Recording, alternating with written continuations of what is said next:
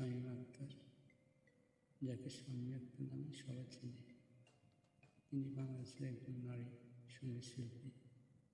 2010 সালে ভালোবাসলে ঘর ভাড়া যায় না চলচ্চিত্রের জন্য তিনি শ্রেষ্ঠ নারী সঙ্গীত শিল্পী হিসেবে জাতীয় চলচ্চিত্র পুরস্কার লাভ করেন। শামীম আক্তার যশোরের তালতলা গ্রামে নানার বাড়িতে জন্মগ্রহণ করেন, কিন্তু তিনি বেড়ে ওঠেন খুলনা। বাবার বদলির কারণে দেশের কয়েকটি জেলায় বিভিন্ন শিক্ষকের কাছে সঙ্গীতের তালিম নেওয়ার সুযোগ পান তিনি।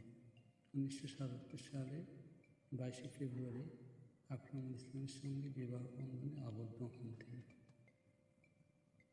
6 বছর বয়সে তার সঙ্গীত জীবন শুরু হয়।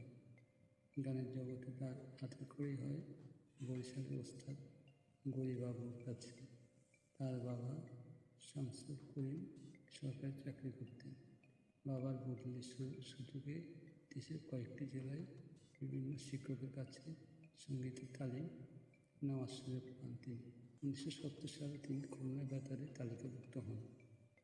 সেখানে আধুনিক গানের পাশাপাশি নজরুল সঙ্গীত পরিবেশন করতেন। 1975 সালে ঢাকায় এসে গান গাওয়ার আমন্ত্রণ পান। খুলনা থেকে ঢাকায় চলে আসেন শামীম আক্তার। নিয়মিত গান গাইতে শুরু করেন বেতার ও টেলিভিশনে। প্রখ্যাত সঙ্গীত পরিচালক সত্য শাহ তাকে অস্বীকৃত চলচ্চিত্রের জন্য গান গাওয়ার সুযোগ দেন। এতে গান গাওয়ার মধ্যে দিয়ে প্লেব্যাক শিল্পী হিসেবে আত্মপ্রকাশ করেন তিনি। প্রথম প্লেব্যাক দারুণ জনপ্রিয় হয়। তিনি প্রায় 400টি ছবিতে প্লেব্যাক করেন। তার উল্লেখযোগ্য গানগুলোর মধ্যে হল ঢাকা শহর, আয়শা আমার, আশা করেছে, আমি তোমার বধূ, তুমি আমার স্বামী, তুমি আমার বন্ধু, ভালোবাসলে ঘর বাঁধা যায় না, বিদেশ বিয়ে, বন্ধু তুমি, ভুলে থেকো না, মনে বড় আশা ছিল, তোমাকে শোনাবো গান, এই রাত ডাকে ও চাঁদ ডাকে ইত্যাদি উল্লেখযোগ্য। 5 বছরের বেশি সময় ধরে স্তন ক্যান্সারে ভুগছিলেন।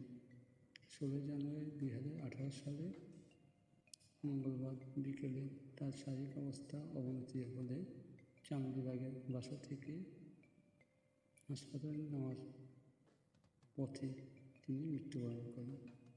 17 জানুয়ারি তাকে ঢাকা শাহজাহানপুর কবরস্থানে সমাহিত করা হয়। 22 সেপ্টেম্বর 1955 সালে তিনি জন্মগ্রহণ করেন। আজ তার জন্মদিন। তাকে স্মরণ করে গভীর শ্রদ্ধা ও ভালোবাসা।